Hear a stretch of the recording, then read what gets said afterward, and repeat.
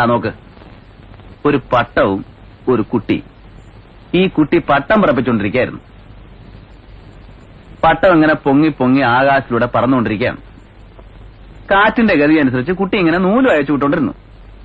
അങ്ങനെ പൊങ്ങി പൊങ്ങി നക്ഷത്രങ്ങൾക്കിടയിലൂടെ സഞ്ചരിച്ച് ചന്ദ്രനിലെത്തണമെന്നായിരുന്നു പട്ടത്തിന്റെ മോഹം. അപ്പോഴാണ് ഒരു കിളി ഇങ്ങനെ പറന്നു വന്നത്. എന്ത് കിളിയാ മാഷേ? എന്ത് കിളിയാ തനിക്കിഷ്ടം? തത്ത. ശരി, എന്നാൽ ഒരു പച്ച തത്ത തന്നെ ആയിക്കോട്ടെ. ഒരു തത്ത ആ വഴിക്ക് പറന്നിങ്ങനെ വന്നു. തത്തമ്മ അത്ഭുതപ്പെട്ടു പോയി. ഒരു കടലാസ് പട്ടം ഇത്ര ഉയരത്തിൽ പറക്കേ?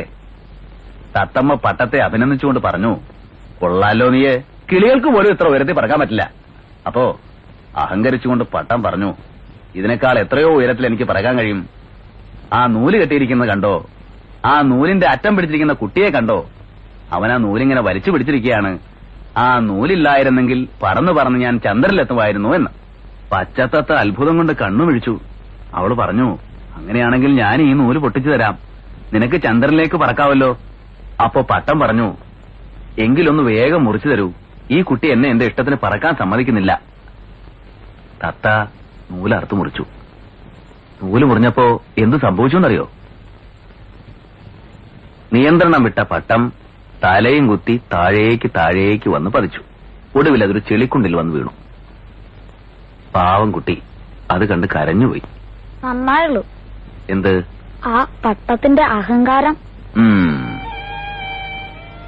കുട്ടികളെ, നിങ്ങളാണ് ഉയരത്തിൽ പറക്കുന്ന പട്ടങ്ങൾ. പട്ടം പറപ്പിക്കുന്ന കുട്ടി എന്നെ പോലുള്ള മാഷന്മാരും. എത്ര ഉയരത്തിലും നിങ്ങൾ പറന്നോളൂ, ഞാൻ അയച്ചു തരാം. കാറ്റിന്റെ ഗതിക്കനുസരിച്ച് നിയന്ത്രിച്ച് ചന്ദ്രനിലെത്തിക്കാം. ആ നൂല് ഒരു ബന്ധനമായിട്ട് കാണരുത്. അത് പൊട്ടിച്ചു കളഞ്ഞാൽ നിയന്ത്രണം വിട്ട് താഴെ ചെളിക്കുണ്ടിൽ വീഴും.